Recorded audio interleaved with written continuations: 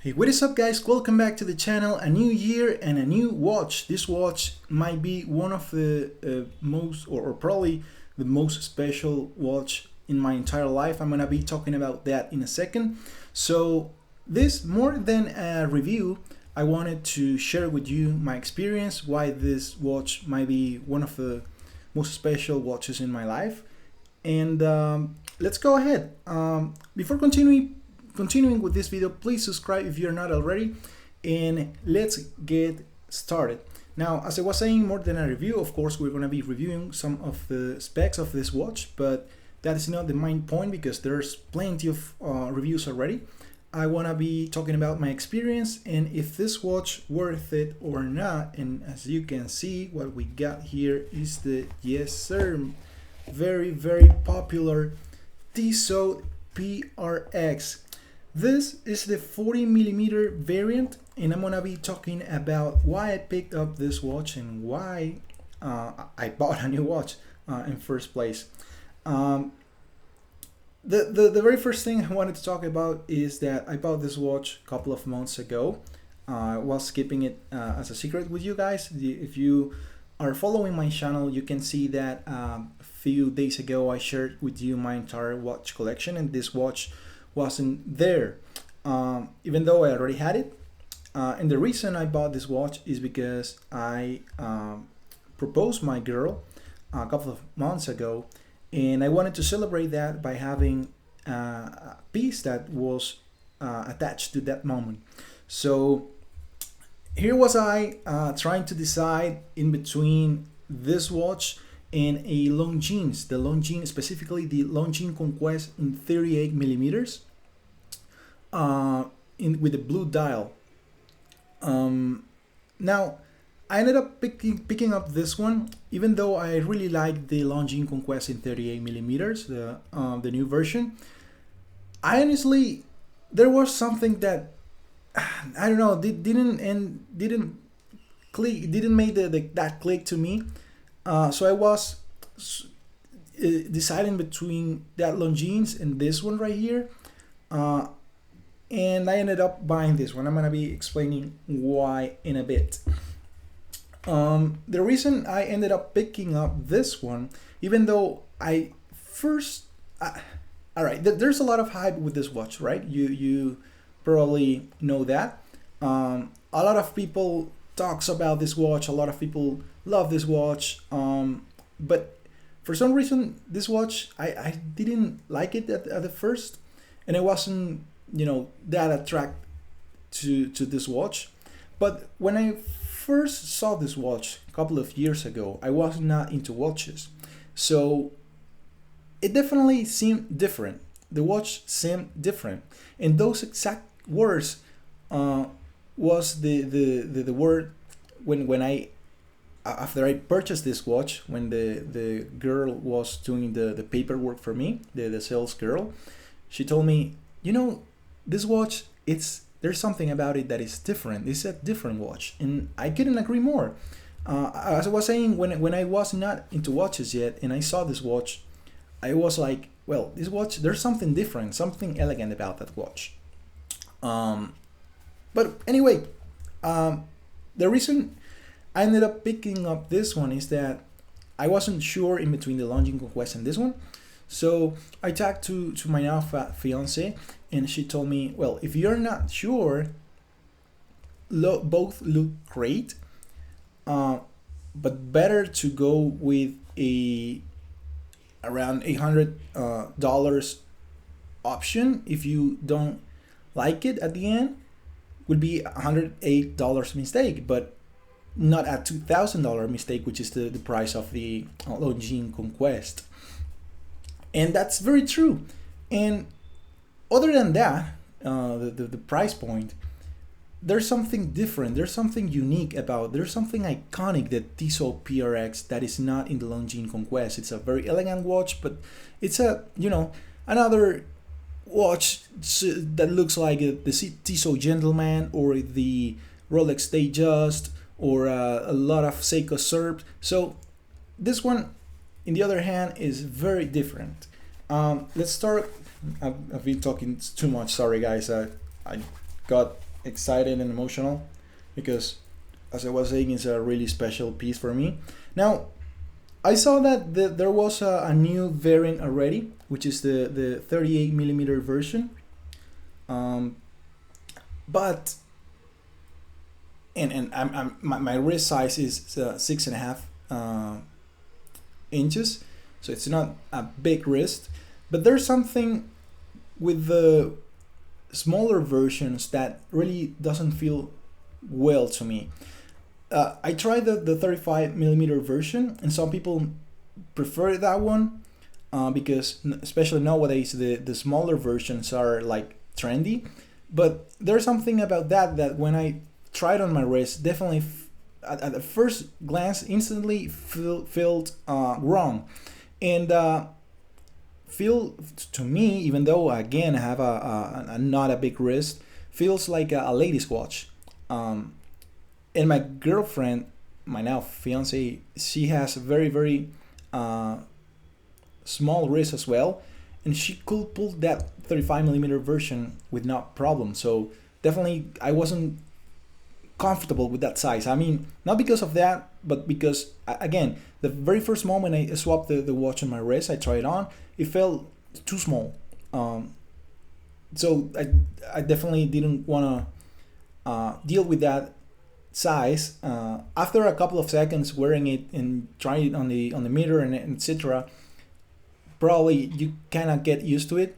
But another reason I'm gonna show you why I didn't went with that size is because I already have a watch. I want to show you real quick. And I think you saw this one in my collection. This is the Seiko 5, blue dial, elegant, casual size, no sport bezel. And this is 37 millimeters, so a smaller size. So I didn't want to have two small-ish watches. So definitely the 40 millimeter was a better option for my case. Didn't want again to have two small watches with a blue dial. That doesn't make sense to me. And now, talking about the watch itself, did I ended up liking it? I didn't like it? It is a hype. Well, let me tell you guys, there's something about this watch that hits different, as I was saying at the beginning of the video, and I definitely ended up liking it. There's something about the dial. There's something about the bracelet. Well, that's another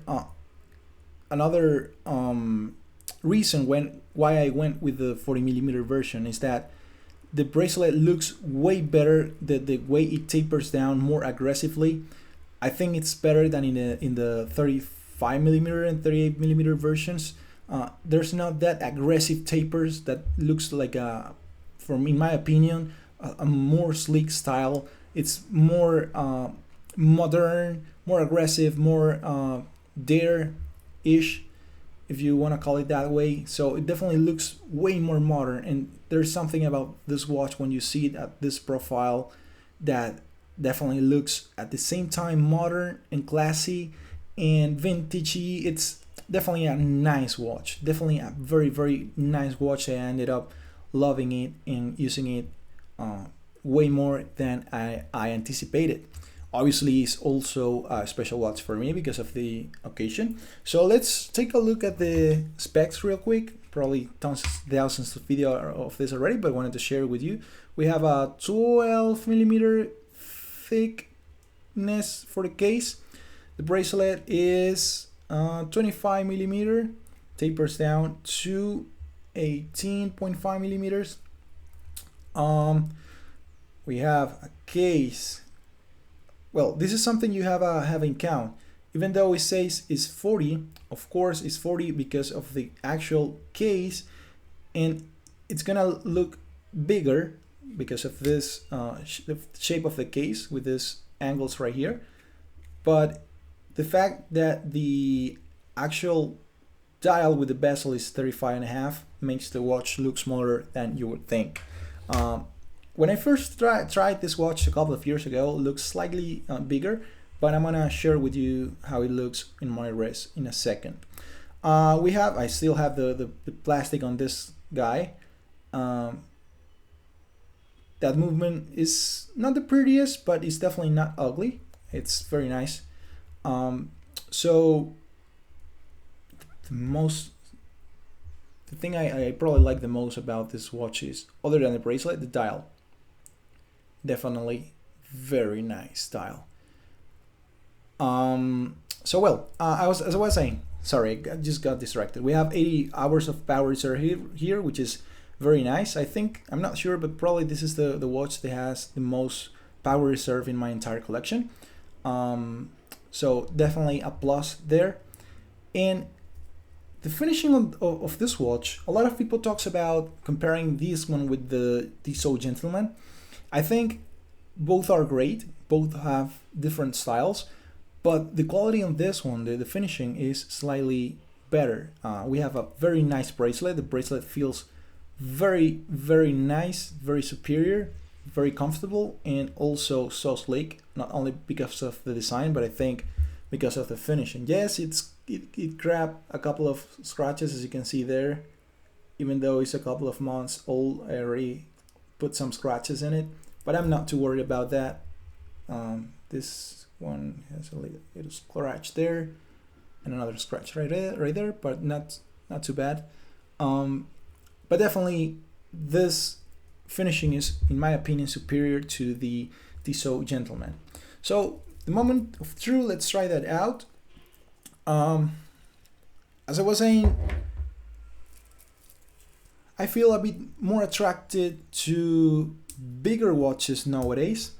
And I mean, bigger is not like super big. As I was saying, I have a 6.5-inch wrist, which is not too big. But as you can see, the watch, even though we are this close, and this is something you have to have in count, that as I get away to the camera, when you have more distance in between the lens and the watch tends to look smaller. If I get this close to the camera, obviously the watch is gonna look gigantic to my wrist.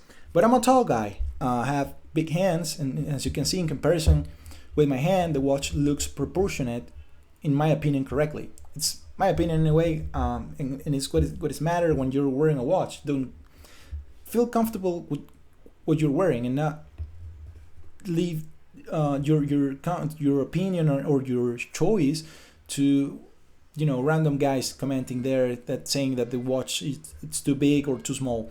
Again, because of the style of this watch, I wouldn't be comfortable wearing a smaller size than this one, especially because might look like a lady's watch. That's why I felt the 35mm felt way too small for me. The moment I put it on, it's like instant. Then you try to convince yourself that might be not small, but in my opinion, for watches, the first impression is what matters the most. So as you can see, in my opinion, this is perfect size for me, even though it looks bigger on camera, of course, because we are so close to the watch. I'm gonna try to share with you a clip that a guy explains this perfectly, especially with this watch. So as you can see, my favorite part of this watch is how aggressive the angles are. As you can see right there, the angles on the case, the bracelet, and how it tapers down, I think is fantastic for me, because not only the way it catches and reflects light, but also the vibes that it gives to the watch itself, both modern and vintage and classic and classy at the same time, is very nice and different to what I am used to wear. And it's a very different watch. What do you want me to say? It's very elegant, yet modern, yet sporty. So it has it all. Would be this a one and only watch collection? I don't think so. I think, again, it's a very different watch that you, if it's your only watch, again, this is just my opinion, it might work just fine. Go anywhere, do anything, watch under a mirror of water resistance, which is very nice, 80 hours of power reserve. The accuracy on this watch, I think experiencing is very accurate as well, plus minus 1 second, which is phenomenal.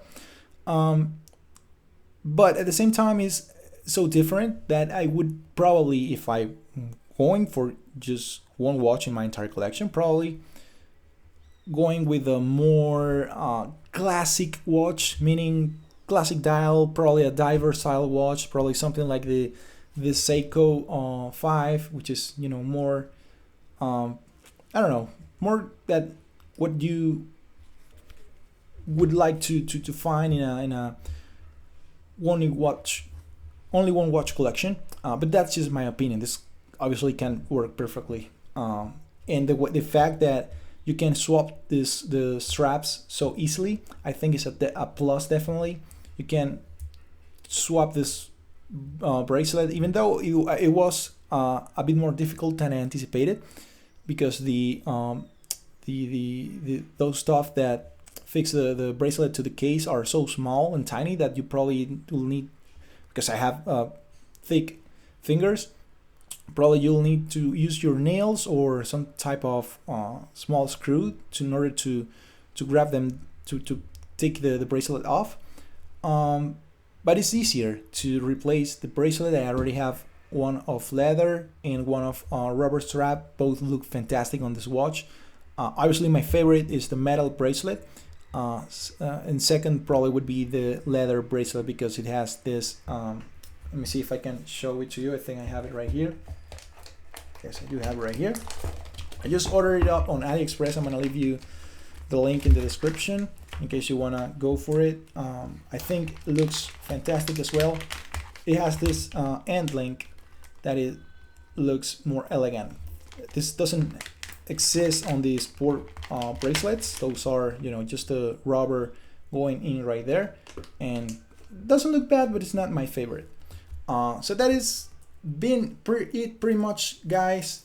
A fantastic watch. Does it worth it buying in 2026? I definitely think so. I think it's a phenomenal watch. I think it's a watch that is different, that is classy, that is elegant, that is gonna be with us for a long time and probably still be trendy for a couple more of years. And at the end of the day, it doesn't matter if it's trendy or not. The most important thing is that you like it, and I in particular love it. I'm gonna share with you the Lume, just so you can see it. Obviously it's not the best Lume in the world, especially if you compare it. I'm gonna put this to charge real quick. Especially if you compare it with the Seiko. Seiko for me has the best Lume in the game. The Lume of Seiko is just superior. Nothing beats it. Just my opinion. I have watches that are way more expensive than this cheap Seikos. Let me turn these lights off so you can see how it looks, and there you go. It's not bad, but obviously because how thick the hour indices on this Seiko are, it's probably gonna be way better. Even though the hour hands are very full charge, as you can see there, very shiny. Obviously the Seiko is gonna do way better. First because, I don't know, Seiko has something that they do with their Lume indices that just works phenomenal. And obviously in this particular case, how the amount of Lume paint that is in the hour indices is, you know, bigger, greater than this one. As you can see, the hour indices already started to fade out. Not the best Lume in the world, but not something you're gonna be using often in this type of watches. So again, guys, thank you so much for watching. Don't forget to subscribe and let me know in your commentary section below if you own this watch, if you're planning to buy, what are your doubts about it. I'm gonna be more than happy to answer all of those for you. See you guys on the next one, and thanks for watching again.